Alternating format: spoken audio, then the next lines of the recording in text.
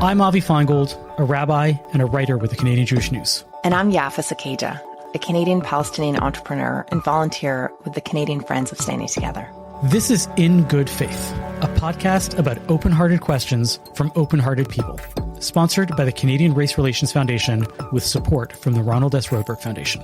In this show, you'll hear from community leaders, activists, experts, and regular folks, Jews and Muslims, Israelis and Palestinians. We'll be having conversations, just hearing them out. Can we, as Canadians, have a space to just sit down across from one another and talk?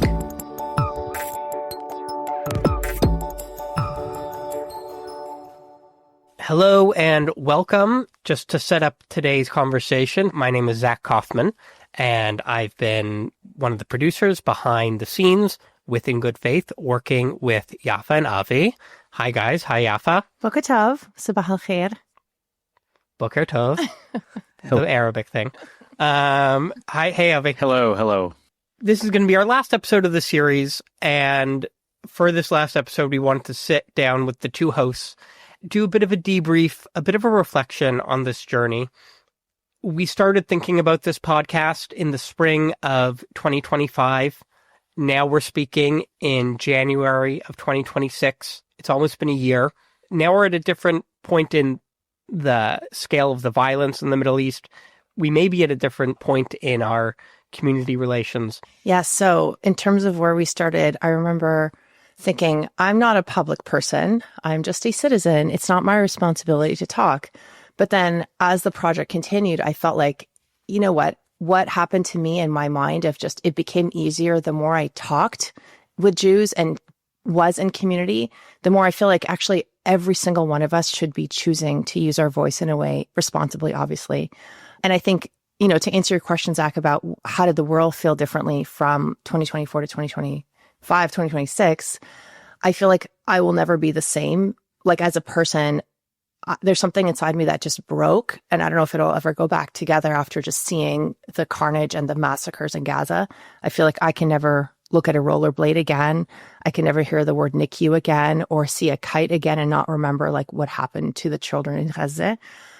At the same time, I think there has been some healing of just doing this project. And I think I want to tell the listeners what you're hearing that's being published is a little bit of the tip of the iceberg in terms of the real anti-racism work, anti-Semitism, Islamophobia, anti-Palestinian racism that Avi and I and Michael and Zach have also been doing behind the scenes. Listeners have not seen that we've been in conversation with probably hundreds of Canadian Palestinians and Jews together. And that has been healing for me. And the last thing I'll say about this is like my 1% vulnerability. It's healed, I think, a part of me that was starting to internalize. So on the one hand, the conflict in Israel and Gaza has sort of stabilized and feels in some way a little easier to observe and to talk about without the tension of having hostages there and having children being killed and adults being killed. But on the other hand, it's not like anything has really been solved. It's just that the tension has lowered a bit and hopefully allows us to actually have the conversations that need to happen in order for that tension to slowly start to dissipate. And I, at the beginning of this process, remember starting to tell people about it and really feeling trepidation and saying, should I be telling you about this? How can I tell you about this in a way that you're not going to think that I am basically, one step away from wearing a keffiyeh and, chanting death to Zionists? And a year later, I'm at the point where I feel proud about this. Do I think that I've changed and the community's changed? Yes, I do at some point. And do I think that the world has changed? In some ways, yes, and in some ways, no. Can you speak to how closely you think the quality of the relationship at home in Canada tracks to the realities on the ground in the Middle East? As the level of everyday violence at least lowers, does the relationship become less heated, or like the relationship is sort of disconnected? I think it like how does, closely do those doesn't. Relationships track? Listening to the whispers, it does impact the relationships here. At the same time, life does go on. So I'm in the business world from 9 to 5. And I obviously work with everybody, including Jews. And I think there are some people who, I don't know if it's in my head where I feel a tension or not, but I have felt the need to just like call out and say, just like in the last episode when we heard Layla Sheikh, when somebody said, look, I apologize on behalf of what happened. And it sounds like it's completely inappropriate to do in a business setting. At the same time, I have felt sometimes like I need to do it. And sometimes that has softened the energy. There are other times where I've said something like, hey, I'm sorry for XYZ. And people are like, oh, but like, you're not responsible. Like, we're just here doing business. And then I think there's a huge hunger and need and desire to say, like, I remember one businessman I was talking to was saying, yeah, but my dad remembers in Montreal in the 50s and 60s, the Palestinians and Jews were all working together doing business like Adi, Yani. It's like normal.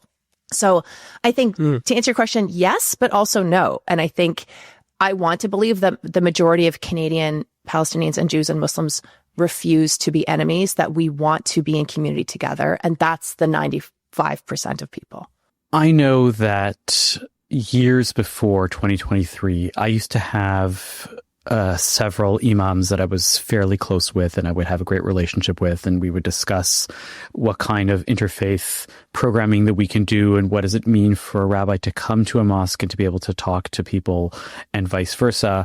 And I remember one of the imams in particular, whenever something would happen that was difficult within the Middle Eastern context for him, it would create some strain within the relationship. It was as if Muslims around the world feel, the pain and the difficulty that their brethren in the Middle East are coming through, regardless of whether they are Arab or not.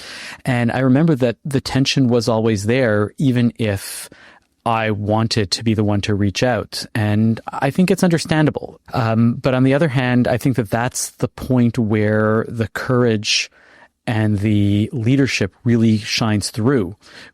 That being said, since 2023, I honestly haven't had any real relationship with any imam, so I can't really talk about it over the past couple of years. And so I'm going to hope and assume that we can move forward and we do have the ability to actually talk to each other. My instinct on this is that just because there's less conflict abroad doesn't mean that the relationships here at home in Canada are necessarily better or go back to where they used to be.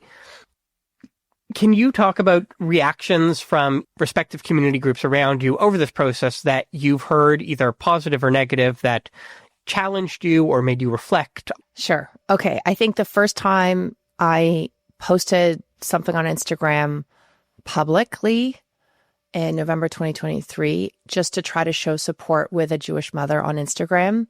But also that was on the heels of me posting also criticism of what the Army of Israel was doing. And so I think it confused a lot of people. And therefore, while I was saying I don't think it's right or moral to destroy a whole system, society, meaning like the Israeli people don't deserve to have their life shattered.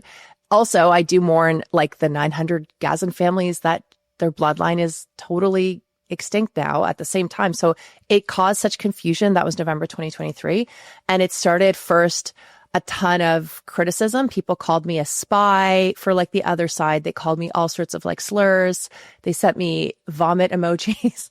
But then also there was this outpouring of support from the Jewish community who were like crying when they heard me say, the state of Israel is not going away. Like I didn't even say like intense talking points. But and then I think since then I've had an outpouring of support, not just from the Jewish community, but also from my Palestinian community who said, look, I can't do this publicly, but I appreciate that you're using the voice to represent us well, because this is how people back home are living. People are living with the reality that, no one's going anywhere. No one's going back to some, place that you hypothetically, quote unquote, are from or not from. Like we're on the 4th and 5th generation of newborns being born between the river and the sea. And it doesn't matter what ethnicity you are. So I think I have just come to terms, like there are some people that have canceled me on both sides. But now I have this new community of people that I think share this like messy, complicated, nuanced reality. On that topic, something that I think is sort of interesting about you two, when we started doing the series, is that you're not necessarily the average representative to the extent that we're using our hosts as proxies for communities. Avi, you talked about in the first episode how you grew up in a religious home. You didn't grow up even in a particularly Zionist home. And in all sorts of ways, you are not typical of the, mainstream Jewish community. And you grew up in Canada, of course, and you're not Israeli. Yafa, you were also born in Canada. You are not particularly connected to faith-based activities. In different ways, you are not mainstream or most representative candidates of your communities. And I'm just curious how you dealt with that during this podcast experience. Well, on the one hand, I think that if we were actually more mainstream, we wouldn't be able to do this project. I think the fact that we have somewhat heterodox approaches to our relationship with our communities means that we had enough of an open mind to be able to say, yes, I'm going to be able to do this. So on the one hand, I think that is the strength that is there, and we have to be starting sometimes in the outsides in order to be able to get to the mainstream. On the other hand, I think, as you said, you pointed out that we are representing ideas that are often more mainstream, and that's part of us being a voice for the community, is to say, I'm not just representing my belief, I'm representing many other people's beliefs, has allowed me and has sort of made me have more sympathy for the feelings of the rest of the mainstream community, and to sort of incorporate that into my thinking and say, how do I take that idea and bring it into this project, and to say that person needs to have a voice here also, and still also needs to have some sort of a reconciliation, some sort of a conversation with somebody else from another community. Right. I think we've been trying to walk this line of wanting to say, you two are not speaking on behalf of entire communities. On the other hand, I think you both feel some responsibility of wanting to articulate some of the viewpoints. Yafa, maybe can you speak to this a little? Yes. Yeah. So I guess to give you context, Zach, about your question about to what extent do you see yourself as a representative or not a representative for the community? I feel like I've invoked both when it has suited me. And to give you some context here, I recognize we have the stereotypes of the model minority, where you have lots of different minorities feeling like we all, as an N of one, like one person out of 15 million people, or however many people you have, how many of us statistically, do have the duty and the burden on our shoulders, like Atlas, of carrying around our family name and making sure we're not tarnishing it, making sure we're bringing pride and not shame on our ancestors with our actions. Sometimes we'll be out and about in a community center, and let's say my kids might spill some crackers on the ground, and I'm trying to clean every piece of crumb, and my husband's like, what's the big deal? Someone's going to come and sweep it up. Or why are you looking for every crumb? I'm like, it's the model minority, deep in my psyche, thinking if somebody sees me and sees my kids, are they going to be like, oh, those people are like this? That's the same reason why I wash my hands twice at a gas station. So I carry this, and I recognize that this is probably some of my trauma.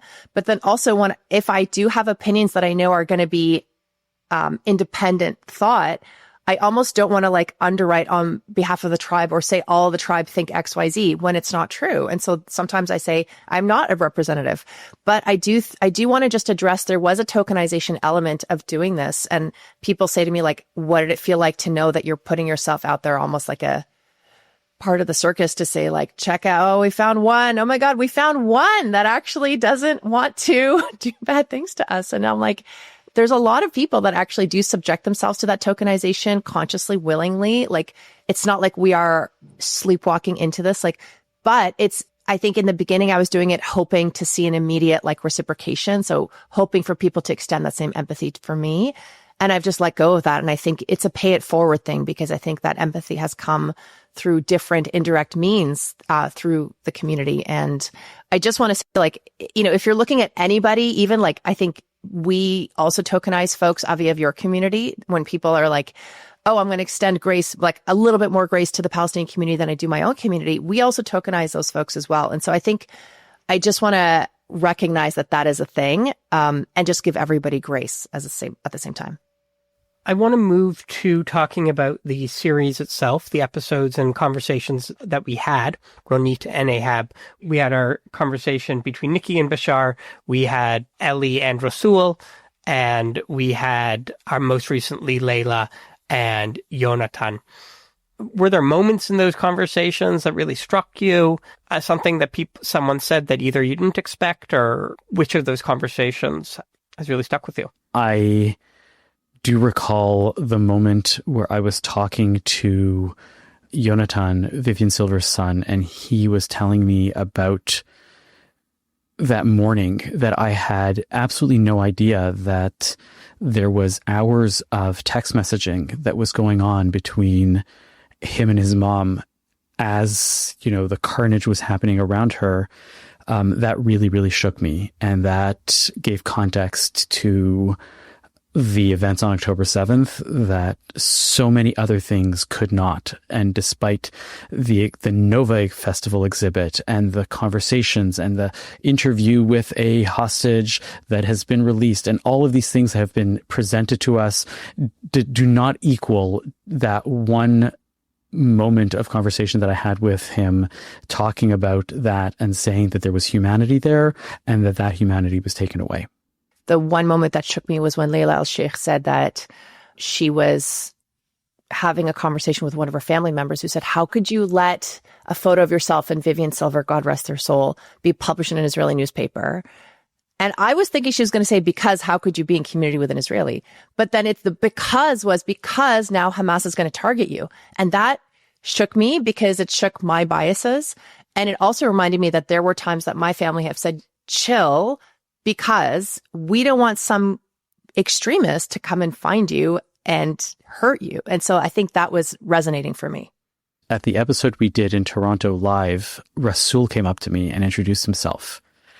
And I felt, wow, it's so great that you're actually here and that there's continuity and that you're actually living the things that you talk about. It was so heartening to meet him, to really share a moment and to say, wow, great.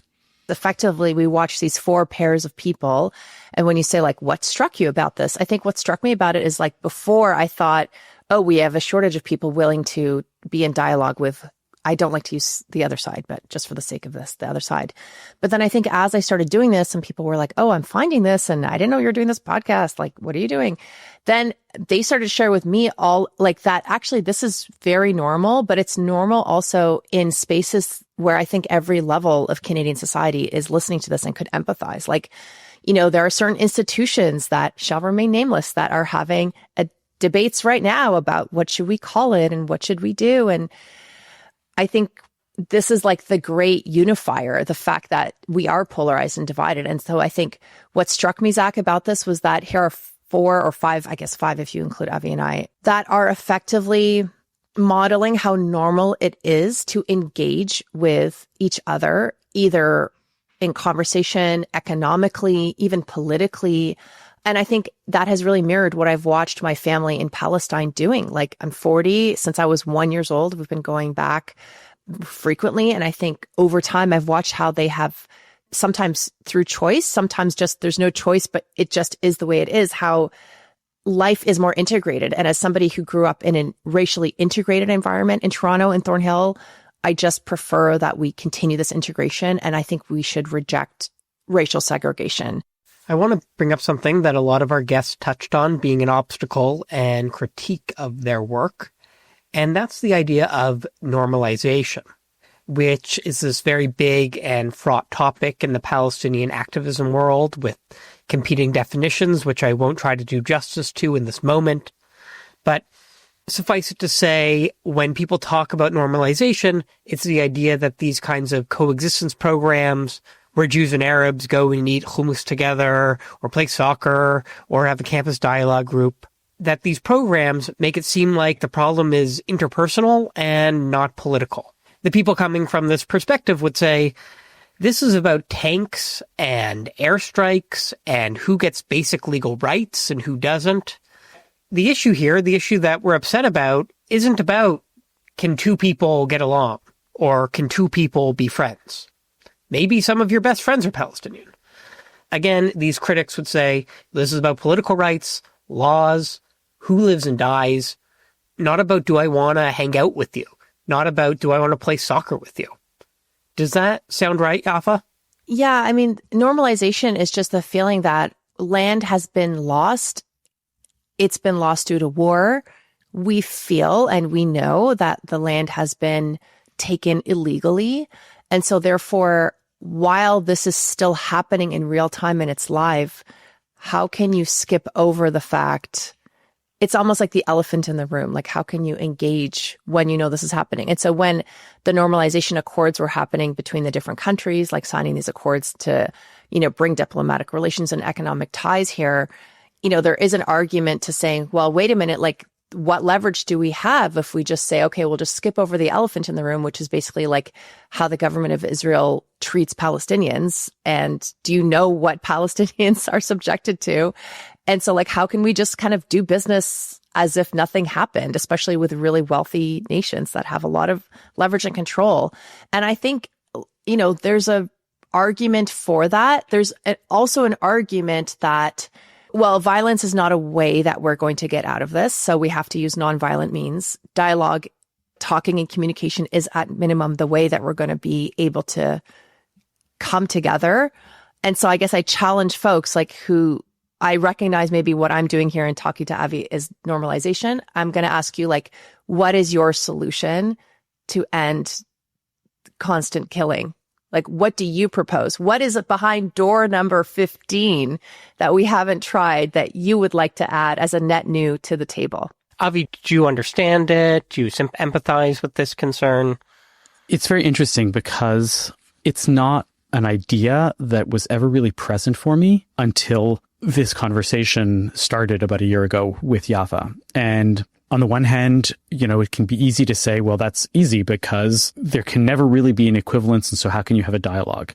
And I think that to me, this really feels like a conflict, even at the interpersonal level, where people feel like they have been hurt more. Who has been hurt more? Well, you did this to me. Well, you did that to me.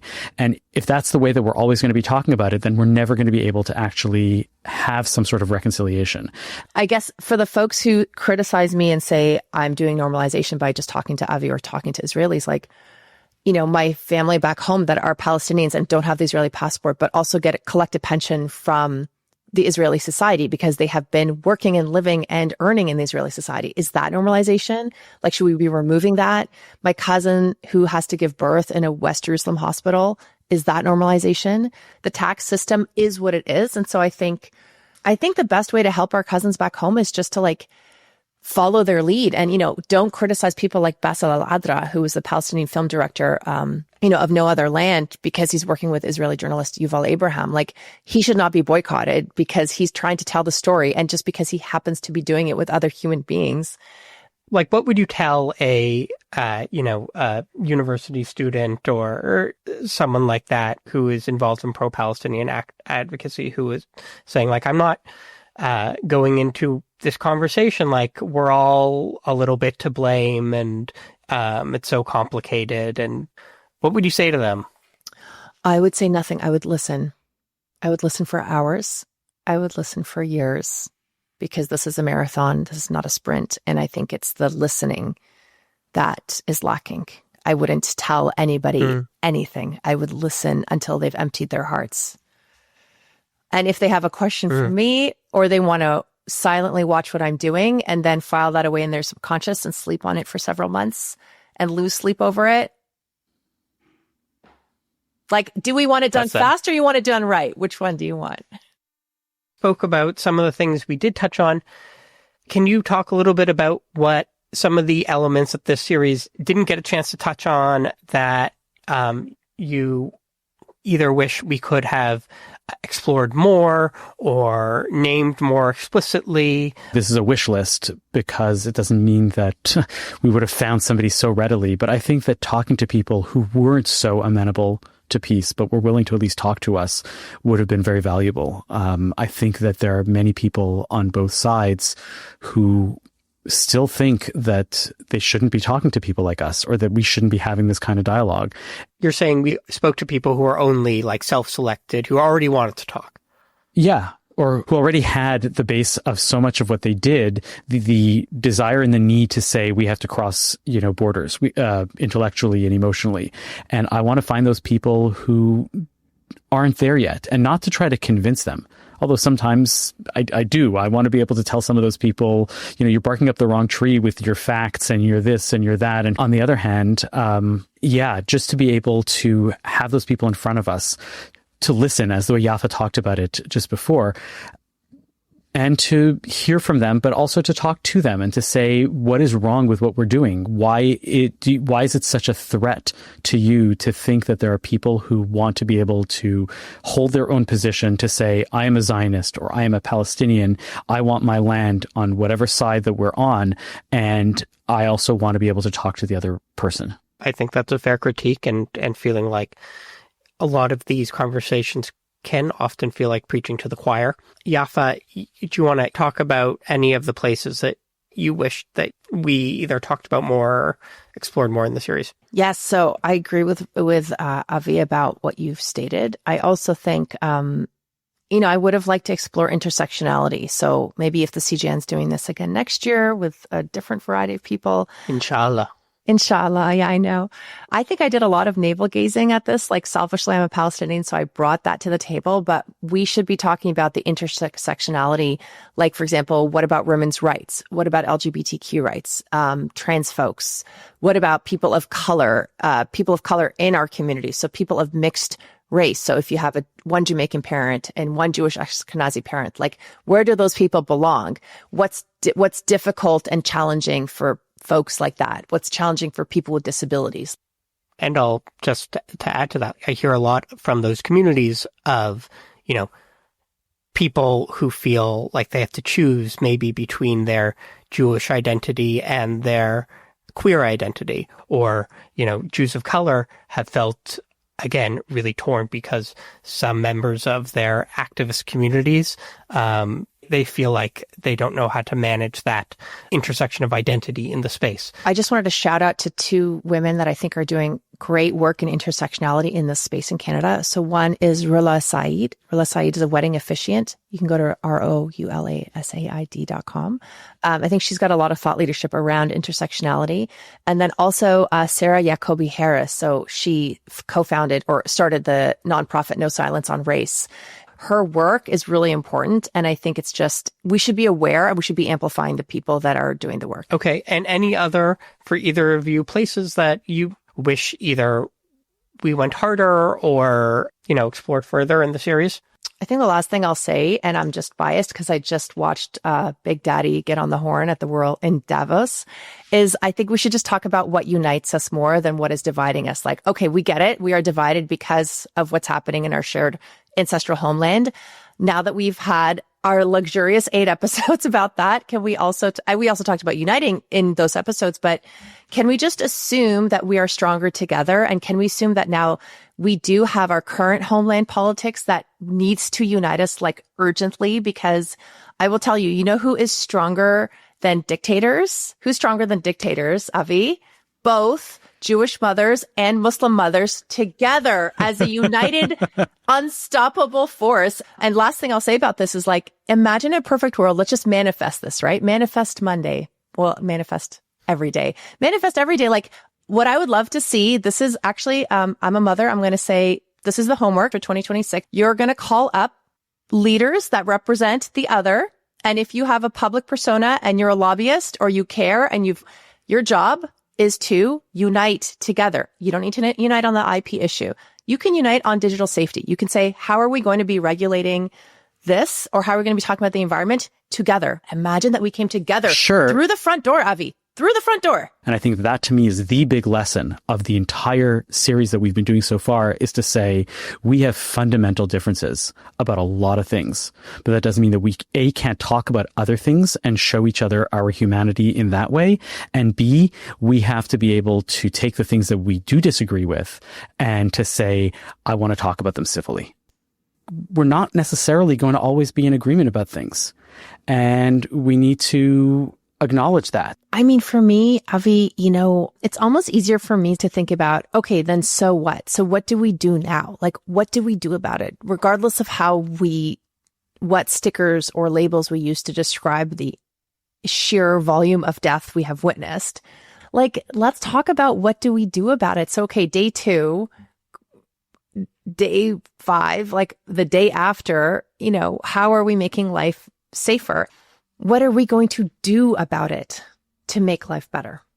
That's what I want to talk about. So if there is distance, fine. But I think we do agree on the fact that the status quo is untenable. And we do agree on basic principles. We've spoken about how the world has evolved over the past year and different responses from people around you. Can you speak to personally? Have you found yourself either shifting in any way or seeing things with a different lens? I used to think that I was a centrist, and having these conversations was me saying I have to be able to talk to their side in order to be a centrist. Being able to do this series and representing ideas that aren't necessarily mine has forced me, and as a result, caused me to have more sympathy for people to the right of me within the, representation of what Israel means to them, and asking myself, how do I take their voices and how do I represent them? And has made me, more open to ideas that I was maybe close to within my own community. When I was asked to do this project first, I think the sheer volume and scale of Islamophobia just made me terrified to publicly identify as Muslim. You didn't grow up going to mosque? Well, not in Toronto, but then whenever we would go back to Palestine or Jordan or Dubai, you're like, you have to go to this, incredible, beautiful piece of architecture at minimum as a tourist. But then also once you're there, you're like, okay, well, I love to hear the prayer, the call to prayer. And I felt this project reminded me, I think I'm missing and I'm craving that nostalgia. So I did decide to visit, the mosque close to my house. And it broke my heart a little bit to see how the community is not as close as it is back home. At the same time, I think it did heal something inside me to say, you know what, you can always choose to be in community anytime you want. As we end our episode, I want to give you both a chance, just give you some space. If you have any closing thoughts on the experience or the podcast or the future. Okay. I want to thank Mohammed for encouraging me to do this. I want to thank Michael at the CJN for also helping me think through everything. I want to thank everybody, Palestinian and Jewish, who sent me kind messages. I'm going to read a couple that are anonymous right now, one of each. One was, I enjoyed every bit of that comedy episode. They spoke like philosophers of our time, consolation to the soul. Also listened to the first 2 episodes. They're quite powerful. I didn't think I'd have mental space to enjoy another podcast, but I'm definitely appreciating the journeys being covered in good faith. And we had another kind message saying, hi from Jerusalem. Just wanted to thank you too for having these honest conversations on subject public matter. Our world needs more of this. And so I think if you're listening to this and you're thinking, yes, we're hungry for more work together and interfaith work, then you're not alone. Avi and I have received countless messages of people who also want to live in this truth. One of the greatest things that I got out of this entire experience was just getting to know you, Yafa. And I highly encourage anybody to go and reach out to somebody just for the fact that you get a new person, you get a new friend in your life. And Yafa, it's been such a great honor to work with you on this project and to get to know you and to learn your ideas and share our differences, but share our commonalities and bring me into your world. I had a guide to get me through all these things and to introduce me to all of these new people and all of these new things in the greatest way possible. This has been In Good Faith, a podcast produced by the Canadian Jewish News, sponsored by the Canadian Race Relations Foundation, with support from the Ronald S. Roadberg Foundation. Our production team is Zach Kaufman and Michael Freeman. If you think someone you know would appreciate this episode, please share it with them. Thanks for listening.